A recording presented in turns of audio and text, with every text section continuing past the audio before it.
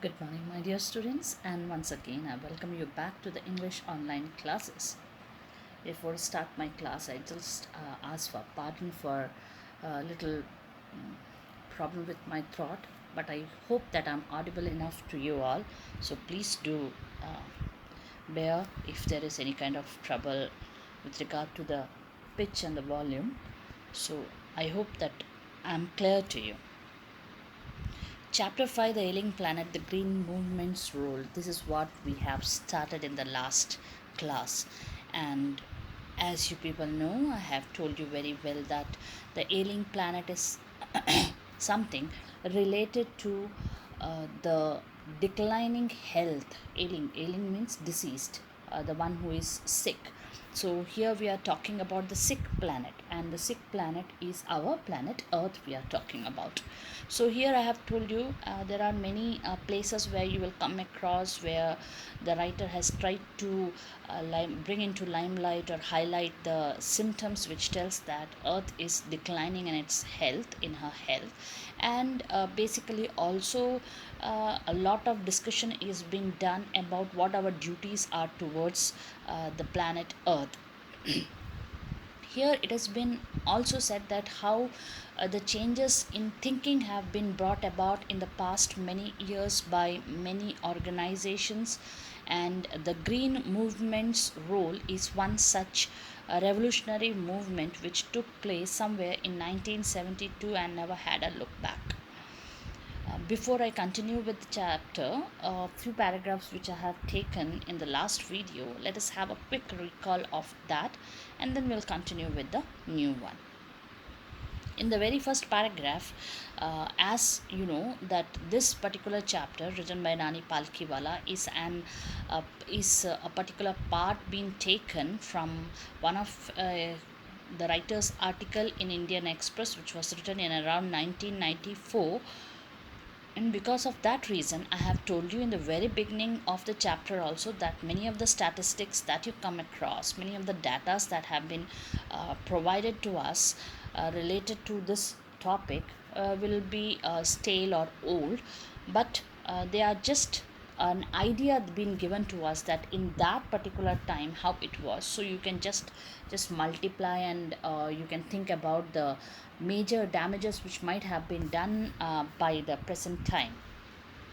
So in the very first paragraph, the introduction of the green movement is given, and it is being told that basically in the world history this revolution is considered to be the biggest one which had shooken up the entire human race, and it started around some 25 years ago, as I told you, 1994. So 1972 this revolution took place in New Zealand, and as I have said, it has never had a look back after that. Means it had been moving after that, it never stopped.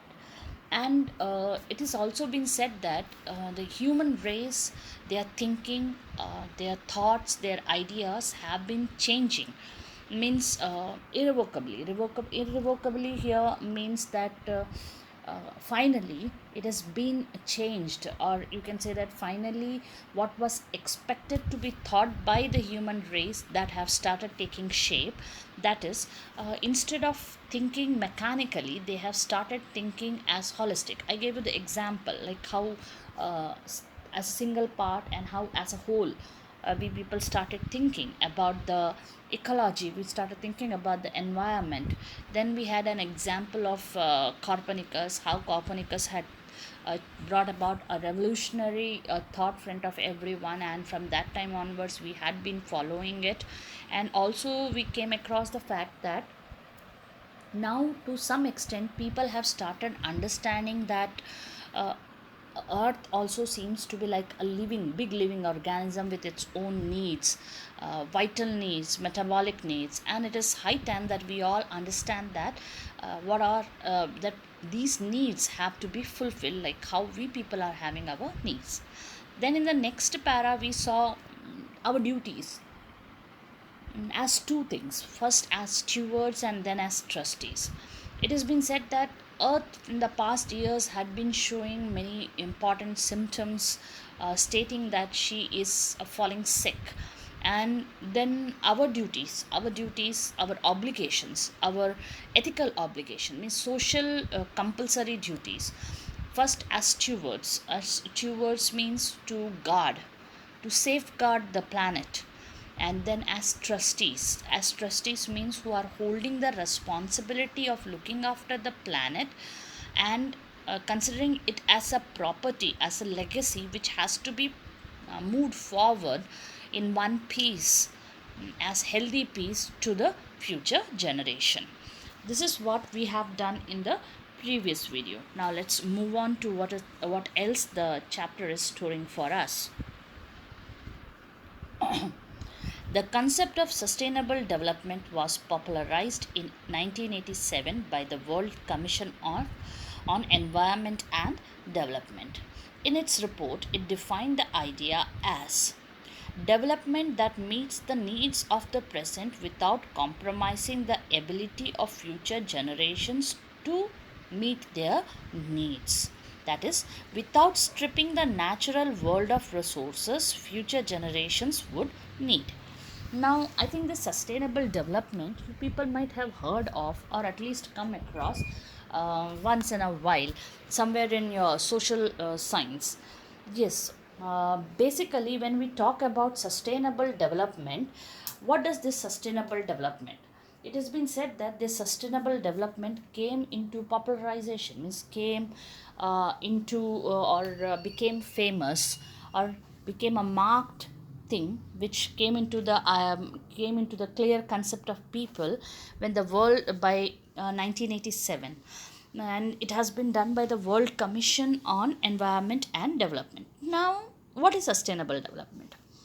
When we talk about sustainable development, what this World Commission says on environment and development, it says that it's an idea, or you can say that it's a kind of a theory, and it means that in the present means we are the present generation. Okay, the future generation means, like, when I'm talking about we means I'm talking about I myself.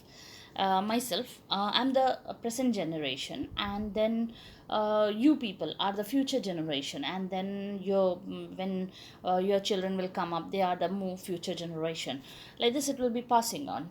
Okay, so development is needed even in present also. But when we go for development in the present era, in the present generation, we must use the resources in such a manner that even after your use also, the future generation will be having the availability of those resources to meet their own developments.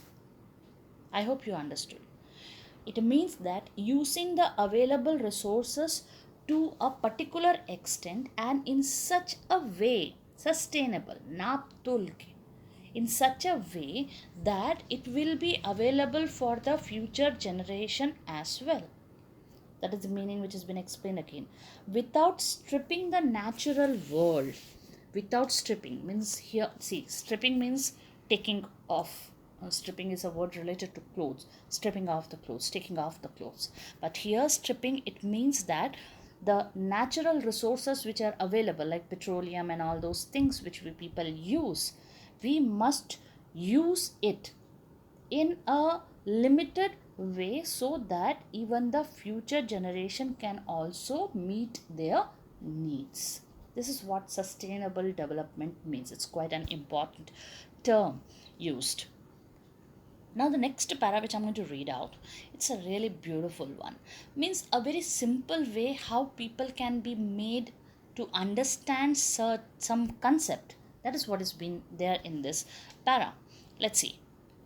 In the zoo of Lusaka, Zambia, there is a cage where the notice reads, "The world's most dangerous animal." Inside the cage, there is no animal, but a mirror where you see yourself. Thanks to the efforts of a number of agencies in different countries, a new awareness has now dawned upon the most dangerous animal in the world. He has realized the wisdom of shifting from a system based on domination to one based on partnership. I hope when I read out this paragraph, It might have become clear by now, but let me just tell you people more, explain to you more. See, zoo. Zoo is a place where we people go for fun and entertainment, where we pay some money and we see the animals which are behind the cage, all trapped over there, lost their freedom, and we all enjoy seeing it. It is different thing that by paying, whether we are enjoying seeing the animals or the animals are enjoying seeing us, that's a different matter. Jokes apart, now what this thing means. Actually, in Zambia, in Lusaka, there is one zoo. Okay, in that zoo, when you enter into the zoo, there is one big notice board on a cage. Means a cage is there, on top of that, a notice is there.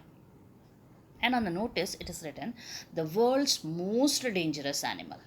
Okay, everyone considers, I think, lion or tiger or leopard or panther or something of this sort to be the dangerous animals over there in the world. So when it is written that the world's most dangerous animal, obviously it catches eye, and people become very curious that, oh my god, let's see which one is this animal who is the most dangerous in the world. But you know the fact, the reality is that in that cage where this notice is there or where this board is there, no animal is there. Instead, what has been done, instead of an animal, inside the cage a very big mirror is placed. And when the person or the people who pay money to see that animal, they go and stand front of the cage, their reflection can be seen in the mirror. Get it? Yes, they can be seen inside the cage. And what is written on the top? The most dangerous animal in the world. So this concept tells what? That the human, you who is standing there looking at the reflection, is the most dangerous animal in the world. Very true. You can see that in the past years, how we people have done so many major damages to the planet Earth, to the Mother Nature. The result is we people are suffering. Landslides, earthquakes, forest fires, drought, flood, whatnot. This is what is the result of what we have done in the past. And that is human that have done it. The animals never came and they did all those things. So that's why it has been said that it is you, the person standing outside the cage, who is the most dangerous animal. Very beautiful concept, isn't it? And then the writer says that thank you to such organization who have been taking so many initiatives in different ways to make people aware, or which helped to a great extent to let this fact or this thought or this reason dawn. Dawn means becoming known. Okay, uh, to know the fact that the humans are the most dangerous animal in the world. And then, now with the passage of time, the humans have started realizing, and their thinking, their wisdom have started shifting. Shifting from what? From a system of dominance to that of partnership. System of dominance means, say for example, we humans started thinking that, oh yeah, the planet Earth is mine, it's our property, and our property means we can use it in any way. So we became a dominant character in this, using the planet Earth in any way in what we want, misusing it. We people are, you can say that we are hurting the planet Earth. We are shuddering it. We people are cutting it into pieces. But it was like we one-sided. It was we were the masters. We always thought of ourselves to be the masters. But now, slowly, these organizations have increased this wisdom within the humans that please don't think of the system of dominance. We are all living in partnership. You look after planet Earth, and planet Earth will look after you. It's a deal, it's a partnership.